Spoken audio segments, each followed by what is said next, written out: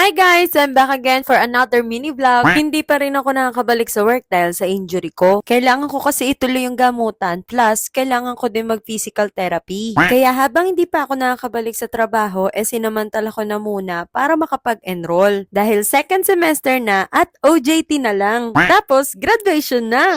So, inayos ko na rin yung mga requirements para makapag-OJT. Nagkasabay pa nga kami ng mga kaklase ko sa faculty para magpapirma.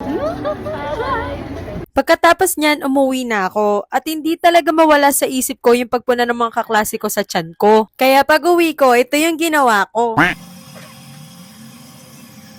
Nihintay ko na kasi yung period ko at lagi din naman ako nagpipiti para makasigurado. So dahil wala namang lumabas na double line, naging kampante ako. Ayan no, negative. Pero maya-maya lang, nagtataka ko bakit may lumalabas na isa pang linya. So pagtingin ko ulit, shit! 2 linya na!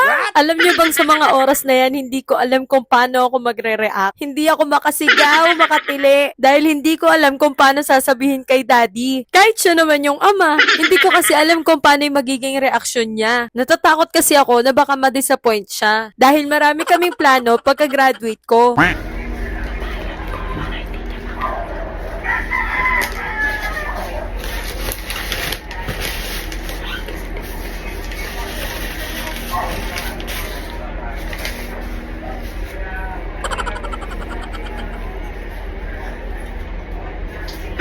Paglabas ng CR, tinatanong niya na ako kung nagkaroon na ako. Sabi ko, hindi pa.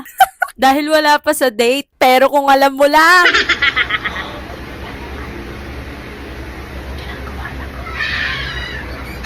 Nagpitik kasi ako noong nakaraang week at nag-negative, kaya parang hindi pa rin ako makapaniwala. Kaya ginawa ko, sumalisi muna ako ng alis para magpa-check up. Tapos ayun, confirm nga. So sinabi ko rin sa midwife yung mga concern ko na may injury ako. Tapos bago ako mabuntis, twice a day kong iniinom yung gamot ko para sa spine. Kailangan ko pa magpa-physical therapy. Pero pinayuhan ako ng midwife ng mga dapat gawin. Kaya pag uwi ko ng bahay, sinabi ko na kay daddy.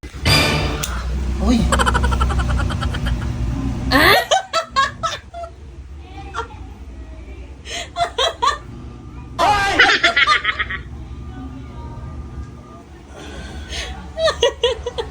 Ilan na to? Ilang minutes?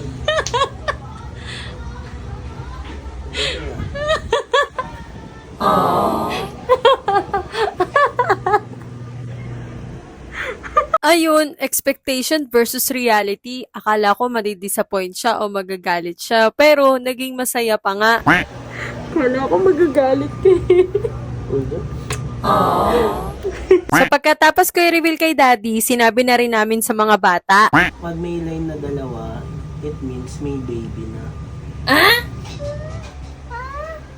Yes, may baby inside the tummy ni mami. Happy ba kayo? Happy? Naging masaya naman yung mga bata no nalaman nila na magkaka-baby na ulit. Di kasi nila naranasan na magkaroon ng baby sa bahay dahil sabay silang lumaki. At minsan, nagpag-uusapan din namin ni daddy kung magdadagdag pa kami ng anak. Yung tipong gusto nyo pero sa hirap ng buhay ngayon, wag na lang muna. God moves in mysterious ways talaga. At siguro, plinano na rin ni Lord para sa amin to. Na-excite na rin agad yung mga anak namin. Nagtatalo na nga kung boy or girl. So ayun, kinabukasan, sinamahan ako ni daddy sa ospital para magpa-check up. So yun lang muna. Babush!